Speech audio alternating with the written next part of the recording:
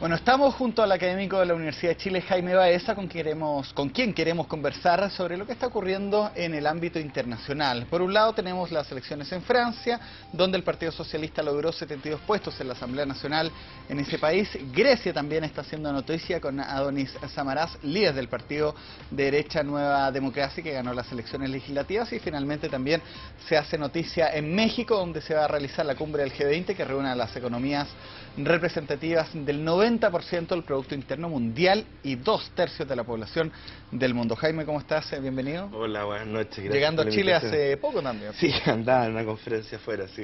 Hay harta información internacional que va a marcar esta semana y que ha hecho noticia, partiendo, por supuesto, con estas elecciones en Grecia. Sí, a ver, pareciera ser que el aliento de Europa estaba detenido mientras salían los resultados, incluso los aviones presidenciales esperaban con los motores encendidos, los aviones de los jefes de gobierno para irse a Los Cabos, a México, pero no querían irse hasta tener ciertos resultados. El caso de la canciller alemana, por ejemplo. Ella no quiso despegar hasta saber que había resultados concretos.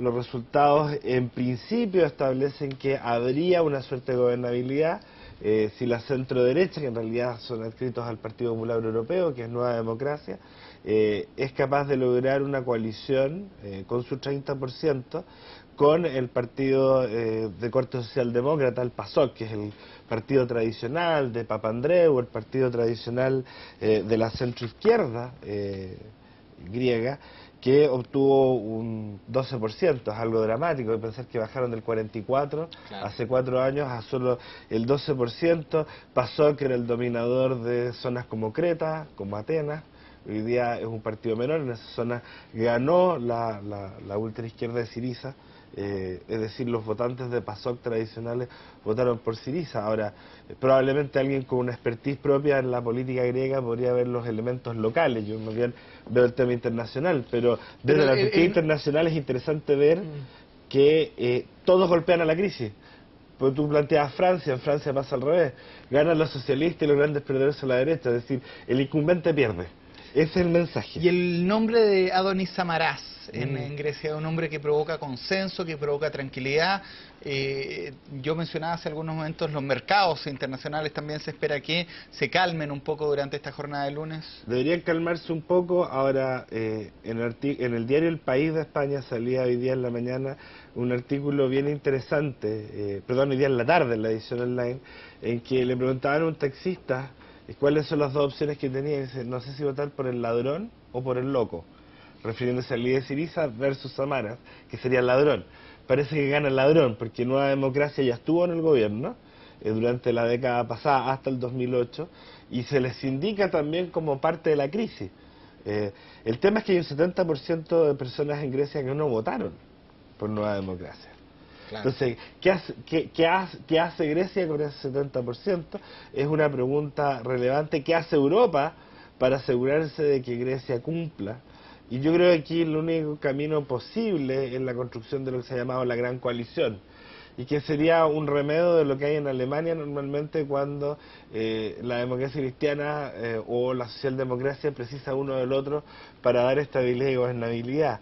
En ese sentido parece ser que la centro derecha y la centro izquierda, más un partido menor que tuvo el 6% de izquierda democrática, que también vendrían a ser así como los socialistas chilenos, un poco más a la izquierda, podrían dar esa gobernabilidad. Ahora, el presidente griego le va a dar a Samaras 3 días para armar el gobierno.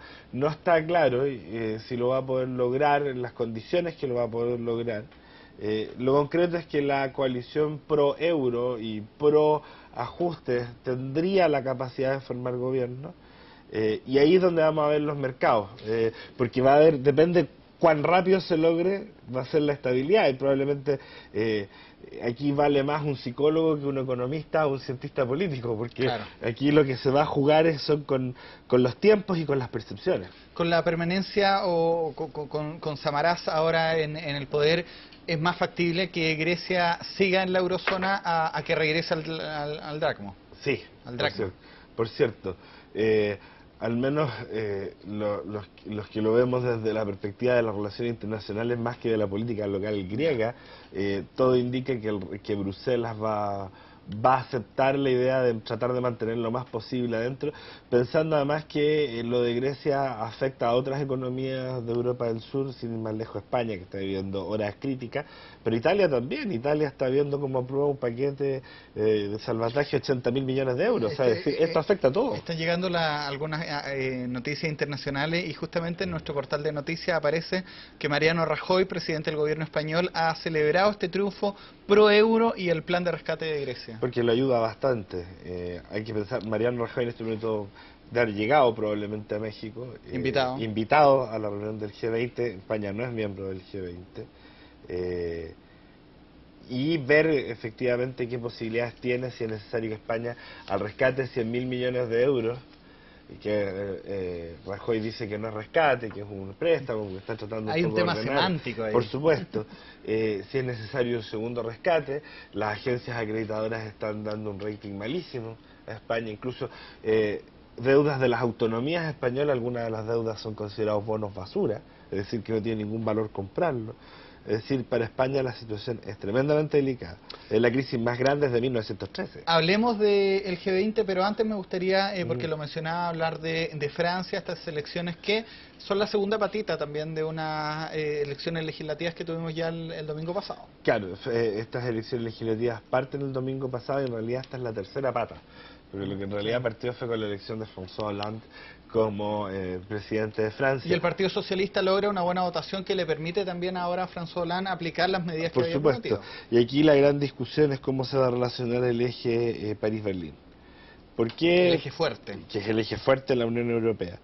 Y el eje fuerte del euro, el eje fuerte de la zona de Schengen. Es decir, que no solo un tema económico, sino también político. Y existía esta suerte de unidad que llamaban Mercosi, ¿cierto? Angela Merkel y Nicolás Sarkozy. Hoy día Mercosi ya no existe. Claro. Ahora el tema es cómo va a ser la relación entre François Hollande con una mayoría que apuesta al crecimiento más que al ajuste estructural. Cómo se va a relacionar con la canciller alemana. Canciller alemana que además ha sufrido algunas derrotas regionales de manos de los socialdemócratas y que algunos ya apuestan que en un futuro electoral va a tener que hacer algún acuerdo con los verdes, si es que quiere seguir en el gobierno. Por lo tanto, el tema de Francia es que hoy día hay una agenda clara en función del tema del crecimiento, más que el ajuste estructural, lo que significa un cambio fundamental en la toma de decisión política francesa.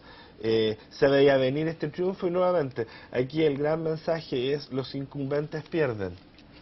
¿Para quién podría importarle esto? ¿Qué le va a pasar al presidente Obama? Porque si los incumbentes pierden, y estamos en un año electoral, este año electoral termina en Estados Unidos. Claro. Como ven, está todo, si te das cuenta, está todo interconectado. Ahora parece ser que el caso Obama no va por esa línea. Quedémonos en Francia, y en Francia lo concreto es además que los partidos extremos, como el Frente Nacional de Marine Le Pen, lo hizo bien, aunque ella perdió. Ella perdió. Sí. Y reconoce esta derrota. Pero fue por nada, ya en un momento 120 votos abajo el candidato socialista. El próximo, a partir ya de este lunes y martes, la atención del mundo se va a concentrar en Los Cabos, México, la cumbre del G20. Expliquemos también, Jaime, un poco a la teleaudiencia realmente en qué consiste, por qué es tan importante esta cumbre, que Chile está invitado. Chile no pertenece permanentemente al G20, pero sí participa en esta ocasión. Estas son las 20 economías más grandes del mundo, en realidad es la ampliación del G8, de eso se trata. Y aquí hay dos bloques fundamentales en la lógica norte-sur, que vino a reemplazar la lógica oeste-este de la Guerra Fría. Y es la gran discusión entre las economías ya consolidadas, o las potencias, y las economías emergentes. Las economías emergentes, ¿cierto? Goldman Sachs, el año 2001, el Banco de Inversiones plantea estas economías emergentes son el BRIC, Brasil, Rusia, India y China. Hoy día se habla de los BRICS, hay que agregar a Sudáfrica, y que básicamente quieren discutir las condiciones económicas con las economías desarrolladas y cuál es su papel.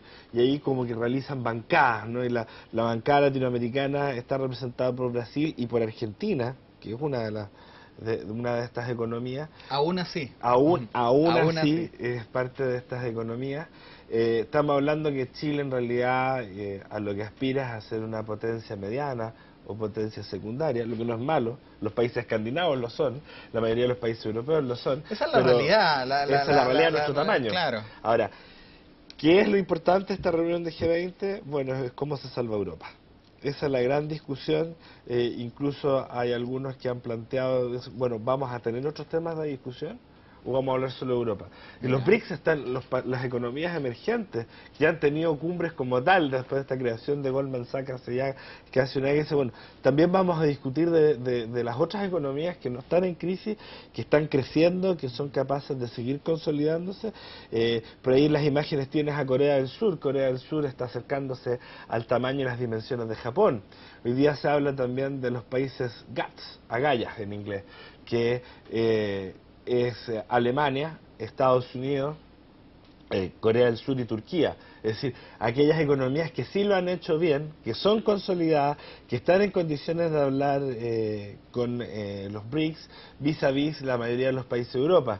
Si tú ves GATS, Germany, United States, Turkey and South Korea. Entonces, agallas, son los países con agallas, literalmente, que son capaces de tener una diplomacia fuerte, tener una economía fuerte. Foreign Policy en su último número hace una alabanza, por ejemplo, a Corea del Sur, hace una alabanza a la democracia turca. Dice, bueno, estos están en condiciones de hablar con el BRICS. ¿El resto de Europa está en condiciones de hablar con el BRICS? El resto de Europa está preocupado que lo salven. Y en todo este contexto internacional, en esta cumbre con una seguridad máxima, contábamos en el noticiero hace algunos momentos atrás, ¿cuál es el papel que juega Chile? ¿Por qué Chile está invitado, primero que nada? A ver, hay una relación, parece bien especial, entre el presidente Calderón y el presidente Piñera. De hecho, lo invitó a pasar un fin de semana un par de días antes. Sí, de hecho, el presidente Piñera pasó el fin de semana ahí, pero más allá de lo anecdótico, hay un reconocimiento por parte de México como organizador de la cumbre de que la economía chilena ha funcionado bien en general, y hay una cercanía también ideológica. Vis a vis lo que ocurre en el resto de la región. No hay que olvidar que el presidente Piñera alojó hace pocos días al presidente Calderón en la reunión del Arco del Pacífico, que reúne a los gobiernos más bien de centro derecha en la región. Hay que ver qué continuidad va a tener eso, pero ciertamente hay una cercanía ideológica, una cercanía personal, una cercanía política entre los dos, y ciertamente la idea es entregarle cierta vocería a Chile por parte de estas potencias secundarias o potencias medianas, que es un tema que ya en la literatura, en la academia se está discutiendo hace un buen rato y que hay bastantes centros investigándolo, porque uno cumple una función donde queda demostrado que Chile, pese a todos los problemas que pueda tener la actual administración, estratégicamente tenemos un tamaño que es diferente a nuestro tamaño real, al tamaño de nuestra economía, al tamaño de nuestra población, y eso es un signo de confianza que el presidente Calderón hace por Chile. Es bueno tener a México como aliado. Recordemos también que Colombia, con el gobierno de Álvaro Uribe, fue aliado, no siguió esa relación tan estrecha con el presidente Santos como lo fue con Uribe. Si bien es cierto, siguen con excelentes relaciones diplomáticas, pero no han sido tan estrechas como lo fueron con Uribe. Bueno, y lo que te preguntaba, este México aliado. Yo creo que no es malo México aliado bajo ninguna circunstancia, no importa quién gobierna, ahora hay elecciones. Claro. En muy pocos días más es muy probable que gane el PRI. Con el ex gobernador Peña Nieto, que vuelve el PRI, pero este no es el mismo PRI de antaño, este es un PRI renovado, es un PRI de centro, no sabemos en qué condiciones totalmente va a llegar el PRI, pero siempre es bueno tener relaciones con México y balancearlas en las relaciones con el grande del barrio, que es Brasil. Yo creo que Chile tiene que tener relaciones muy buenas con ambos y no priorizar uno por sobre el otro, por lo que es necesario mantener esta relación con México, con uno de los países con los primeros que se hizo un tratado de libre comercio, una economía enorme y una economía que siempre va a tener presencia relevante en América Latina y que es parte de NAFTA, del Tratado de Libre Comercio de Norteamérica, y es un socio realmente importante para Chile. Yo creo que en eso no tiene nada de malo estar aliado con México, por más que esté pasando por problemas México tiene vocación de ser una potencia global, siempre la va a tener. Algún día los graves problemas de seguridad y narcotráfico que tiene México pasarán y México seguirá, y Chile tiene que entenderse con México. España también está invitada a esta cumbre del G20. ¿Cuál es la importancia de la presencia de Mariano Rajoy en México? Bueno, a ver cómo salva su situación. A ver, a España se le entrega este paquete, 100.000 millones de euros para tratar de salvar la economía española, que viene afectada por esta burbuja inmobiliaria que revienta, ¿cierto? Y detrás de la cual solo había humo. Tienen que de alguna manera salvar la banca española, y los indicadores iniciales después como el primer aviso no son muy alentadores. Y no son muy alentadores porque las agencias clasificadoras de riesgo como Moody's rebajan 3 niveles, claro. ¿Cierto? La deuda, el spread que se mide con la deuda alemana explotó la semana pasada. Es decir, se está hablando de un segundo rescate, y Rajoy necesita apoyo y espalda política de las economías más importantes del mundo para decir, miren, España es un país viable, un país con una cesantía altísima, ni hablar de la cesantía juvenil, 1 de cada 2 jóvenes españoles está cesante, con una cantidad de gente que está emigrando fuera de España impresionante, con una deuda pública la más alta desde 1913, peor que la Guerra Civil Española. Mira. O sea, se hablaba, ¿cierto?, que la única deuda similar a España, pero no está totalmente documentada, fue una deuda bancaria en 1862. O sea, estamos hablando de dimensiones nunca antes vistas, y que esto va a tener una serie de consecuencias a largo plazo para España.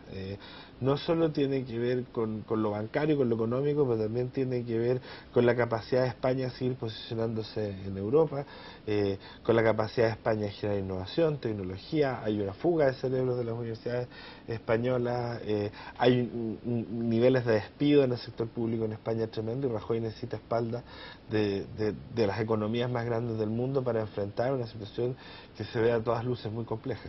Finalmente, Jaime, para terminar, ¿qué nos espera esta semana en el ámbito internacional, pero acá en Latinoamérica? Hemos visto que Argentina estuvo bastante complicado por protestas, Evo Morales, que anuncia que el Tratado de 1904 con Chile está en punto muerto.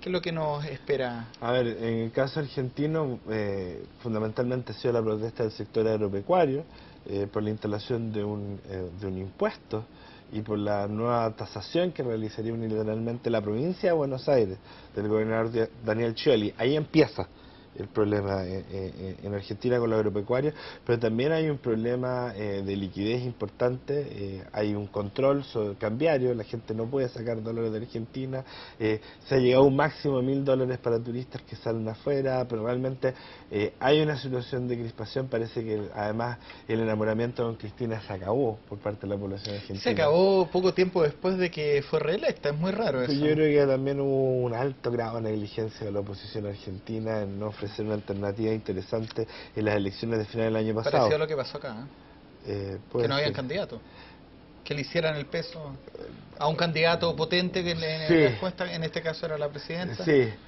puede ser. No sé si son tan comparables, pero puede ser. En el caso de Bolivia, yo creo que son expresiones del presidente Evo Morales, que ha tenido problemas con sindicatos, ha tenido problemas de paralizaciones también al interior de Bolivia, y lo que yo creo que es interesante en la región es ver cómo resiste el chaparrón económico. Hay que pensar que España tiene mucha presencia con empresas, pero también presencia bancaria en la región. Yo creo que ahí es donde tenemos que ver cómo reacciona América Latina, y en el caso de Argentina efectivamente es un problema también de cansancio político, con una fórmula que ya lleva varios años, ya va a cumplir una década. El próximo año la fórmula Kirchner 1, Kirchner 2, Kirchner 3, la fórmula también empieza a agotarse. No hay balas mágicas en democracia, y tarde o temprano las coaliciones cambian, pero si tomamos el conjunto de América Latina, ver cómo los países que representan a América Latina en esta cumbre G20, que son los 3 miembros más Chile como invitados, salen fortalecidos, y lo segundo, ver sobre todo la presencia española en la región, que yo creo que es algo de interés. Vamos a estar pendientes, pues 18, es decir, este lunes, 19 de martes, se desarrolla esta cumbre importantísima con la presencia de los máximos líderes mundiales, así que los ojos del mundo también estarán puestos en eso. Muchas gracias, Jaime, por darnos este panorama de lo que se viene en materia internacional. Gracias por la invitación. Nosotros hacemos una pausa, continuamos de inmediato con más noticias.